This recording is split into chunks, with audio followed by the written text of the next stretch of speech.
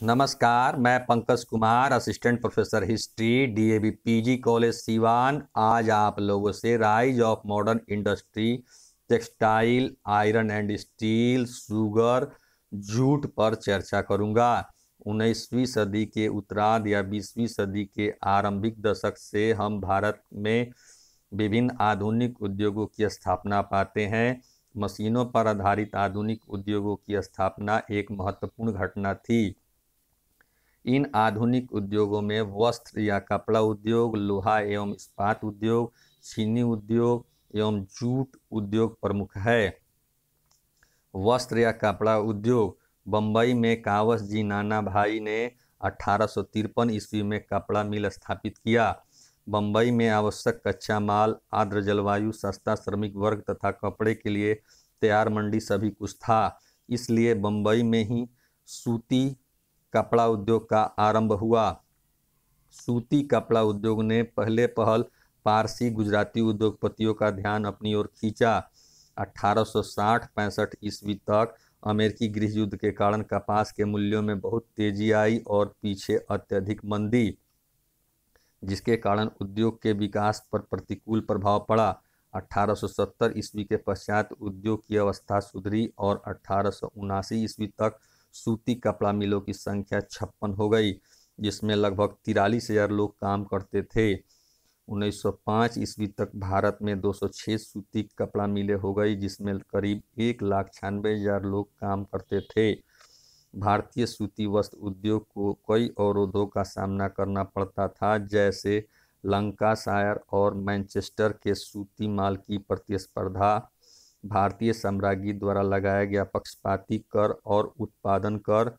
1879-80 के बीच विदेशी माल को मुक्त रूप से भारत में आने की अनुमति, यूरोपीय स्वामित्व तथा यूरोपीय प्रभावित बैंक उद्योग द्वारा दीर्घकाल के ऋण की सुविधा प्राप्त न कराना, रेलवे लाइनों का एक पक्षीय विस्तार जिससे आवश्यक मंडियों तक माल नहीं पहुंचता था तथा रियायती दर का माल वहन भी नहीं मिलता था, विदेशी तथा आयात की गई मशीनों पर निर्भर होना, ब्रिटिश शासन के कारण राज्य का संरक्षण न मिलना, इन सभी अवरोधों के होते हुए भी भारतीय उद्योगपतियों ने अपनी दक्षता से मैदान नहीं छोड़ा। 20वीं शताब्दी के आरंभ में स्वदेशी आंदोलन के कारण भारतीय कपड़ा उद्योग को कुछ प्रोत्साहन मिला। इससे यह स्पष्ट हो गया कि भारतीय उद्योग का भाग्य भारतीय स्वतंत्रता के भाग्य से जुड़ा है। भारतीय उद्योगपति कांग्रेसी नेताओं को वित्तीय तथा नैतिक समर्थन देते रहे। 1944 ईस्वी में सूती वस्त्र का कुल उत्पादन 485 करोड़ गज पहुंच गया। विभाजन के समय भारत में 423 कपड़ा मिलें थीं, जिनमें से 408 भारत के हिस्से में आईं तथा 15 पाकिस्तान के हिस्से में आईं। लोहा एवं इस्पात उद्योग। 1873 ईस्वी में झरिया में बराकर आयरन वर्क्स खुला। 1907 ईस्वी में जमशेदपुर में Tata iron and steel company एवं 1923 ईस्वी में भद्रावती में मैसूर आयरन स्टील वर्क्स नामक कारखानों की स्थापना हुई। इन कारखानों की स्थापना से लोहे तथा इस्पात उद्योग का विकास भी द्रुत गति से हुआ। प्रथम विश्व युद्ध में इस उद्योग को बहुत प्रोत्साहन मिला। उत्पादन एवं मांग दोनों में वृद्धि हुई। Tata iron and steel company का और विस्तार हुआ और 1918 ईस्वी में आसनसोल के समीप हीरापुर नामक स्थान पर Indian iron and steel company द्वारा एक कारखाना स्थापित किया गया। 1922-23 ईस्वी में कड़ी विदेशी प्रतियोगिता के कारण इस उद्योग को बहुत कठिनाई का सामना करना पड़ा। कड़ी विदेशी प्रतियोगिता के कारण इस उद्योग को 1922 ईस्वी में सरकार से संरक्षण के लिए प्रार्थना करनी पड़ी। 1924 ईस्वी में इस उद्योग को संरक्षण प्रदान किया गया, जो 1937 ईस्वी तक बना रहा। संरक्षण के फलस्वरूप यह उद्योग निरंतर प्रगति के पथ पर बढ़ता गया। 1939 ईस्वी तक भारत अच्छी किस्म का 10 लाख टन से भी अधिक कच्चा लोहा तैयार करने लगा। 1947 ईस्वी तक भारत ने 25 लाख टन से ऊपर इस्पात का उत्पादन किया। चीनी उद्योग। भारत में इस उद्योग का इतिहास बहुत पुराना है। प्राचीन काल में यहाँ गुड़ उद्योग भी बहुत विकसित था। गन्ने की बनी वस्तुओं का निर्यात भी विदेशों में होता था। 1903-4 ईस्वी में विश्व में उत्पादित कुल चीनी का लगभग आधा भारत में ही तैयार होता था। 19वीं शताब्दी के मध्य काल तक इंग्लैंड में उपभोग की जाने वाली चीनी का लगभग 1/4 भाग भारत से ही प्राप्त होता था, किंतु बाद में भारतीय चीनी उद्योग को बाह्य प्रतियोगिता का सामना करना पड़ा और उद्योग का विकास अवरुद्ध हो गया। जावा और ईस्ट इंडीज की सस्ती चीनी से प्रतियोगिता बढ़ गई। इससे चीनी उद्योग को आघात पहुंचा। प्रथम विश्व युद्ध के पश्चात इस उद्योग को प्रोत्साहन मिला। 1931 ईस्वी में भारत में स्थित 30 चीनी मिलों ने लगभग 1,58,000 टन चीनी का उत्पादन किया। 1932 ईस्वी में संरक्षण प्राप्त होने से चीनी उद्योग का और अधिक विकास हुआ।